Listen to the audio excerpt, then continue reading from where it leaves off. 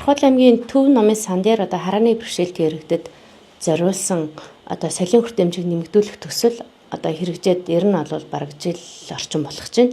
За тэгээ энэ хугацаанд бол бид нар яг одоо нөгөө тоног төхөөрөмж маань яг зарим нэгэн зүйл нь 2 ширхэг, зарим нь одоо яг хэрэгцээтэй одоо компьютер шаардлагатай принтер нь бол 1 ширхэг байгаа учраас хүмүүсийнхээ нөгөө эргэлтэндээ тааруулаад өдөртөө яг зорж ирсэн 1-2 хүнд за эсвэл одоо бусад нөгөө газруудад үйл ажиллагаа явагдаж байгаа буюу одоо хөгжлийн бэрхшээлтэй иргэдийн хөгжлийн төв халамж дээрээ болж байгаа үйл ажиллагаанууд дээр нийлдэлтэй танилцуулах байдлаар одоо аваачиж тоног төхөөрөмжүүдээ үйлчлэгээнүүдээ хүртээмжийн нэмэгдүүлэх зорилгоор ингэж ажиллаж байна. За тэгээд хөгжлийн бэрхшээлтэй хүний хөгжлийн төв дээр бол бид нар 2 удаа очиж бас яг тоног төхөөрөмжтэйгээ очиж танилцуулга хийж ажиллаж тэнд байгаа хүмүүст бас нэлийн хүртээмжтэй байдлаар мэдээлэл өгсөн. Тэгээд яг энд ямар одоо зүйлүүд бас хүмүүст хэрэгцээтэй зүйлүүд ингээд бий болоод байна вэ гэхээр braille үсэг буюу одоо харааны бэрхшээлтэй иргэд мэн одоо мэдээж braille үсэг сурах цаашаа илүү одоо зүйл судлах, сонсох тийм ээ ийм одоо хэрэгцээ шаардлагын үүднээс braille үсгийн хэрэглэгдэхүүнтэй одоо анхан шатны сурах бичгүүд за мөн хэрэглэгдэхүүнийг бол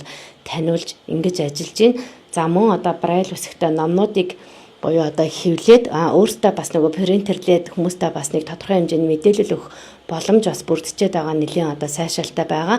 За энд одоо бол ямар зүйл байгаа вэ гэхээр өсгсөн үсэгтэй буюу томруулсан үсэгтэй дээр нь braille-аараа хэвлэлсэн юм Монголын нууцд очоо бүрийн ихээр байгаа. Тэгэхээр энийг бол одоо хүн болгон мэдээж унших хүсэл сонирхолтой байдаг. Тэгэхээр харааны бэрхшээлтэй иргэд маань энийг бас унших боломж бүрдэж байна.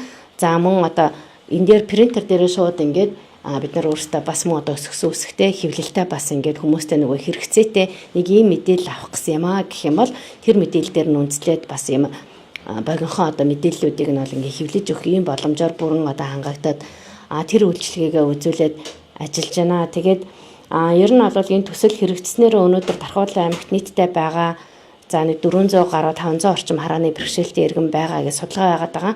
Тэгэхээр энэ хүмүүс маань бас тодорхой хэмжээгээр үйлчлэгээ авах, тийм ээ соёлын үйлчлэгээ авах, намын сангийн үйлчлэгээ авах ийм боломж бас бүрдэж байгаа. Харааны бэрхшээлтэй иргэдэд зориулсан танхим эсвэл тоног төхөөрөмж гэж ярих юм бол Монгол Улсын үндэсний намын сан дээр бол яг сая шинэ намын сан нэгтгэхэд нэг танхим одоо яг бүрэн одоо тогтчиж тэнд үйлчлэгээ үзүүлж эхэлсэн байгаа.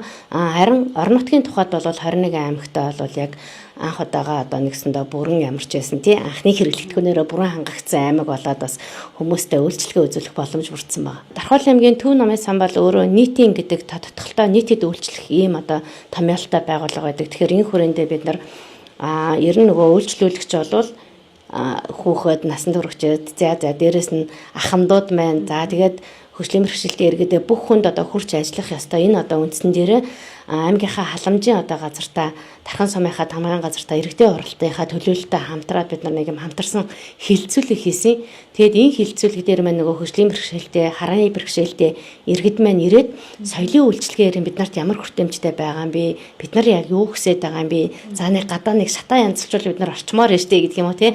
Яг нөгөө юм нэг анхан шатны бидний бас мэддгүү маш олон толгордог бэрхшээлүүдээ бас яриад энэ дээрээс нь ерэн санаа аваад за ямар ч эс ихний ээлжинд харааны бэрхшээлтэй иргэдэд зориулсан нэг хэрэглэгдэхүүнтэй тий нэг ингээд ядаж мэдрээд нэг тоглолцдог, шатраа тоглолцдог.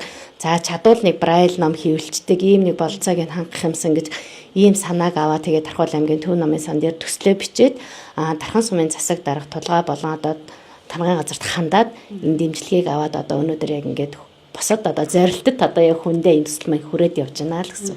Сүүлийн үед ялангуяа үйлчлэгээний байгууллага за тэгээ магадгүй нөгөө энэ сүүлийн үед энэ нийгмийн одоо нөгөө тийм маш олон асуудлаас болоод энэ төрөлтүүд за ингээд маш одоо асуудлууд их олон байна. Тэгээ энэ хүрээнд яаж юм гэхээр нөгөө хүүхдүүд маань өөрсдөө магадгүй одоо төрөхтэй бас жоохон тийм цанаас харны бэрхшээлтэй тийм ээ одоо тийм гарч ийн. Дээрэс нь одоо нөгөө олдмол буюу дэлгэцийн хамаарлаас болоод ийм олдмол нөгөө харааны бэрхшээлүүд их гарч байгаа.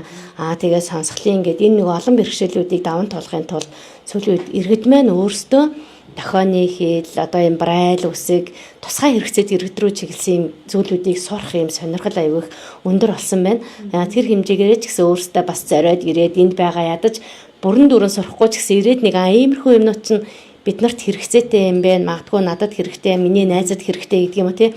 Ийм зүйлээ нөгөө таньж мэдэх ийм одоо зорилгоор бас нэлээд ихэрж хэрэглэгдэхүүнтэй танилцдаг болсон байна. Нөгөө дандаа брайлийн мэдрэгч өсгүүдтэй одоо шатар, заамаа одоо юм өсөг, шоо гэд хүмүүсийн маань нөгөө өөрсдийнх нь өдөр тутамд нөгөө оюун ухааныг юм бас цэнэглэх боломжтой ийм хэрэглэгдэхүүнүүд нэлээд байгаа. Энэ дотор бас нэг юм нөгөө таб бид нар бас яг нэгийг бас энэ төслийн хүрээнд хөдөлтөж авч оруулсан. Энэ маань ямар очиртай юм хэр магадгүй нөгөө харааны бэрхшээлтэй иргэд маань өөртөө үйлчлэгээ, дэлгүүрт ороод үйлчлэгээ авахд мөнгөө те яг өөрөө бас мэдэрч өгч чадахгүй тохиолдолд энэ таабандаа ингээ уншуулцгаар тухайн мөнгөнд дэвсгэртийг уншаад 1000 төгрөг байна, 500 төгрөг байна гэж уншичдаг байхгүй. Тэгэхээр нөгөө тэндээс өөртөө хөдөлтөө авалтаа ядаж хийх нэг боломж бүрдэж байна. Мөн цагийг нөгөө цаг тутамд өөрөө ингээд автоматар нөгөө нэг мэдээлцдэг.